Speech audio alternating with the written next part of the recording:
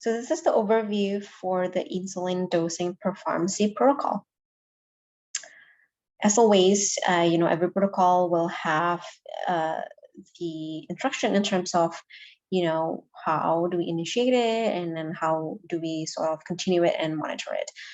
The insulin is also a high risk medications, and that's why, like a lot of times it's going to be pharmacists who assisted the medical team to manage the dosing, to titrate it, to make sure we monitor and follow up with it very closely.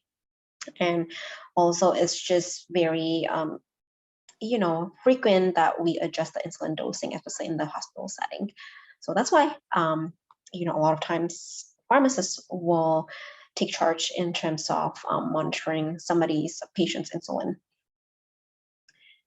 As for protocol, initiation in this protocol, there is always like in terms of indication when the insulin per pharmacy protocol can be indicated, and this include several indications. Most commonly, when somebody's hyperglycemia, it doesn't mean they have diabetes. They might just be very ill, and as you know, like when you're ill, you're making a lot of stress hormone, the cortisol, right? And as you know, cortisol or steroid, which is equivalent to like synthetic steroid, can increase your blood glucose. So a lot of times when somebody is acutely ill, it might increase your blood glucose in the body as well. Type 2, type 1 diabetes for sure, and also diabetes, diabetic ketoacidosis, that's going to be the most common one, why patients are being admitted and needing a continuous insulin infusion, and HSS as well, as similarly as diabetic DKA. Once the physicians are ordering the insulin dosing per pharmacy protocol, the pharmacist will assess in terms of what maybe anti-diabetic regimen the patient is on, or if they're on insulin at all at home, their labs, their other factors that might affect how they dose the insulin. Everything will be assessed and also reviewed by the pharmacist before the pharmacist determine what dose to give for the patient. And sometimes different institution will have different type of insulin that they use in the hospital. So in this case, like I listed which one, the protocol will use, or, at least Pacific Health System Hospital will use in this case. So for scheduling the insulin, a lot of times, patients who might need basal bolus insulin, which means like they need the basal insulin, which can be sometimes glargined most commonly, and they'll have to be on bolus insulin as well, which is like the mealtime insulin or the sliding scale insulin. Usually it's a short acting one. So a lot of those, will need some dosing, right? And then monitoring and also adjustment as well. A lot of times in the beginning, we might have to adjust it pretty frequently, like almost daily. And sometimes even like, during the mealtime with the short acting one, you might want to adjust it multiple times a day as well. Sometimes maybe like once or twice sort of thing sometimes, but definitely daily, typically in the beginning when you just initiate it. For initial dosing in the hospital setting, it can differ from hospital to hospital and also different from patient to patient. So this is just kind of like a guideline, right? Again, with every single protocols, you always have to use your clinical judgment as well, not just following the guidelines straightly. Like some patients might not fit on this protocol, you might have to adjust it based on their factors. But this is just a starting guide. A lot of times, they're going to use weight-based dosing. Or if you look at lexicon, the initial dosing might be, like a fixed 10 units or like even lower than, 0.3, 0.5, 0.1. So it depends on your patients again, right? So if you feel like those patients are just here for hyperglycemia, doesn't have even diabetes, insulin naive, then 0.1 may be a good starting dose, and then you can always adjust it. So in this case, we're talking about total daily dose. So this includes the basal and the bolus. The dose that you're getting in the Lexicom are going to be, individual insulin, right? Like it's like the 10 units that I was mentioning about. It's um, insulin glargine typically, right? 10 units every bedtime, or like sometimes 0.1 to 0.2 units per kilo on bedtime. So in this case, we are going to determine total daily dosing. And again, it's going to be weight-based, because a lot of people are going to vary in terms of the weight. So it's hard to really have a fixed dosing for insulin.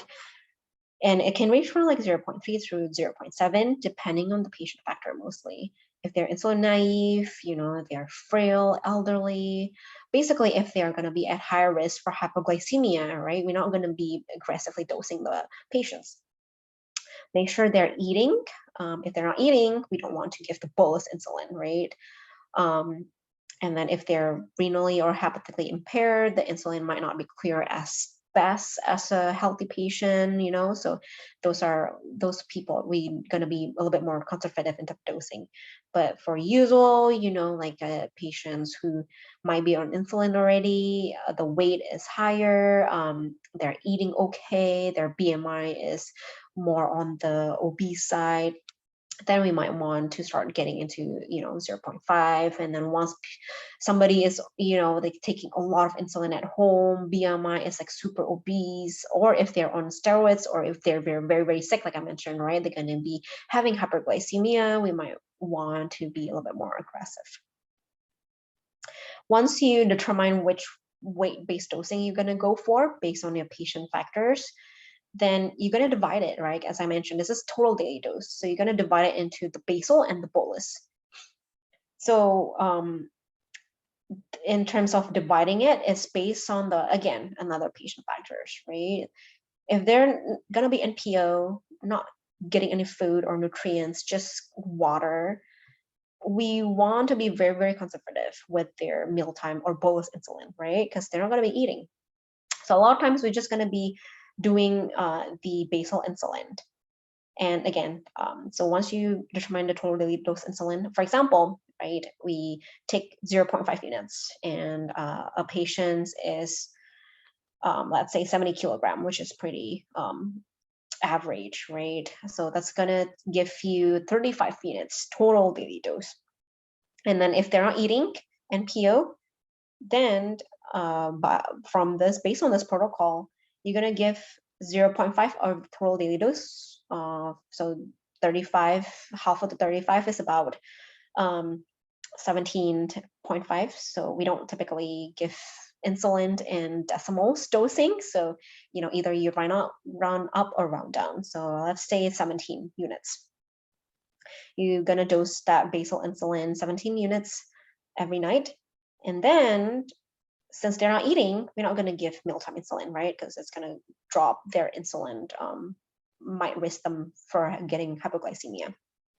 And they might actually give some sliding scale insulin, depending on, how much they eat, so sliding scale insulin, I hope you guys understand how it works. Basically, it's a range of insulin, depending on, their blood glucose reading, then they can give the insulin by units. Usually it's like 1 unit for 50 units decrease, and so on. So it depends on the sliding scale parameters that the hospital have. So in other scenarios, if they are eating, or if they're on tube feeds, but they are getting boluses instead of continuous tube feeds, which means like they're 24 hours getting nutrients, every single minute, or bolus, usually they will bolus it like every 6 hours, essentially giving like a load of nutrients, not continuously, but just intermittently every 6 hours. Then you will give them the basal, like similarly like the one MPO, you're gonna have 50% of the total daily dose as basal insulin, and then the other 50% is gonna be your bolus insulin. And usually for bolus insulin, we divide it into, depending on how much they eat meals, right? If they're going to eat breakfast, lunch, dinner, then we divide it by 3, right? So in this case, let's say 17 units, right? For 50% of the total daily dose, then you just divide by 3. So it's about like 6 units TID essentially. But if they're just going to eat like lunch and dinner, then you just schedule it during the meal time when they're going to be eating. Again, like you can also put correctional insulin or sliding scale as well in case those insulins not enough to control their glucose throughout the day. For continuous tube feed, usually, again, like I mentioned, right, they're continuously getting nutrients, getting glucose into their body. Basal insulin is going to be the same, 50% of total daily dose, and then 50% of the rest of the 50% going to be bolus insulin. And since it's continuous, like you typically dose it every 6 hours, so it's more balanced. You're not just giving them like, for lunch, dinner, but you're actually giving them more distributively throughout the day, Q6 hours. And then monitoring, they're gonna get a finger prick, and usually, again, the nurse will do a lot of the monitoring on bedside. And those are very important because we want to make sure we are getting the blood glucose reading before we are giving the insulin, right? To make sure they're not super, super low or maybe like borderline low, so that we don't give the insulin and cause them hypoglycemia. And this is kind of like the protocol in terms of like when you're going to get the insulin, and then how would you adjust it, right? And based on the glucose levels, and also based on when is the glucose being abnormal, not at goal, right? So a lot of times in the hospital, we want them to be between 120 to 180. That's kind of like the goal, right? So if they're on there throughout the day, then you can continue. If they're below, then you might want to decrease your dose because we don't want them to be hypoglycemic, right? Or even not give the dose if they're low for the short acting one. If they're greater, then you might want to adjust, increase your dose again. And depending on, like which insulin you're going to increase, it depends on the trend of the blood glucose, right? If the blood glucose are high throughout the day, then probably you want to increase the basal insulin, right? Because that's the one that controls throughout the day, that have the effect of 24 hours. Versus like if the glucose are just up for dinner, for example, right? Then you might want to just, increase your lunch insulin, right? So it can, because like if your glucose is up for dinner, that means like, so that's the blood glucose reading before they eat the dinner, right? Because they always get it before a mealtime, or before they administer the insulin, right? And usually you administer insulin before eating so that it can take effect once the sugar hit the blood. So if your blood glucose during dinner, or that you obtain before dinner, is high, then it's the issues with the lunch insulin, right? Because that's the one that controls your glucose from after having your lunch until your dinner. So you might want to adjust your doses just for lunch. That makes sense. And then if your glucose is high for bedtime, before you inject the glargine insulin, then it might be the dinner issue, that the dose is not adequate enough, and you might want to increase that, and so on.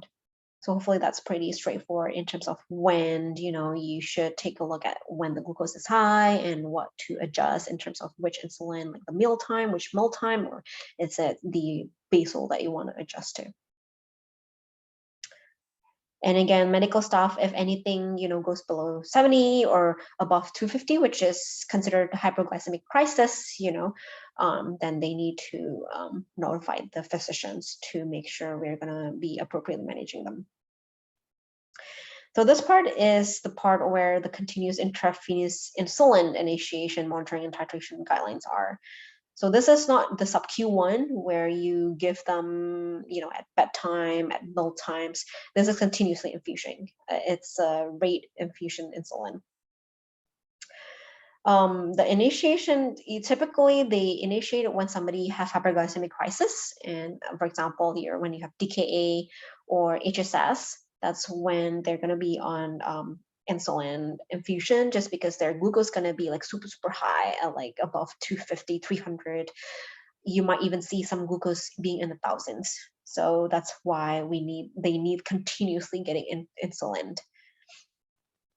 So this is just kind of like the monitoring parameters in terms of when they're on continuous insulin infusion. They're going to have to be frequently monitored, right? Because they're getting insulin 24 hours.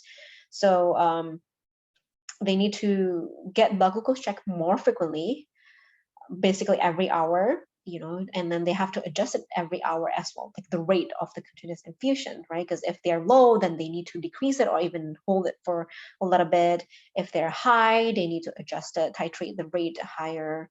So those are, very, very complicated, and also very close monitoring required when somebody is on continuous infusion. A lot of times they're going to be in the ICU, so there will be like one-on-one nursing observation for the patient. This is kind of like just the protocols for the nurses to adjust the titration. If their glucose is this high, like what kind of, so usually, again, like I mentioned, right? So when somebody is on continuous infusion, it's because they have DKA or HSS. So a lot of times, their glucose is going to be above 250. So when it gets to like closer to 200, then they can start reducing the glucose, the insulin. And then once they get further down, from 600 to like 101, for example, they have to decrease the dose further and further, right? And we want them to be between this range, so that we don't have to change it, kind of thing. And this is kind of like, the scenarios where like if the last glucose reading was above 250. So about an hour ago, it was maybe 270, for example. And then after an hour, you do like the blood glucose monitoring, it goes down to about 220, for example. Then that means like the insulin is taking effect, right? So if you keep doing the current rate of the insulin, you might further decrease it down, right? Because you can imagine, like, for example, if the rate is like 2 units per hour, and then in an hour getting 2 units, it decreased the patients down from like 270 to 220. That's a big change, right? If they get another 2 units this hour, it's gonna reduce the insulin further to like about about 50 mg per deciliter, right, to 170. And it keeps going. Every hour you give 2 units, it will keep bring it down by 50 mg per deciliter until, and then it can go to very, very hypoglycemic, right? So that's why you adjust it based on those, what was the last glucose reading, and then how much does it decrease the glucose at this time, and you kind of decrease it by that way. And again, if your glucose is like this range, it brings it down to about 150, for example, then you want to decrease it down, by this percentage, and so on and so forth.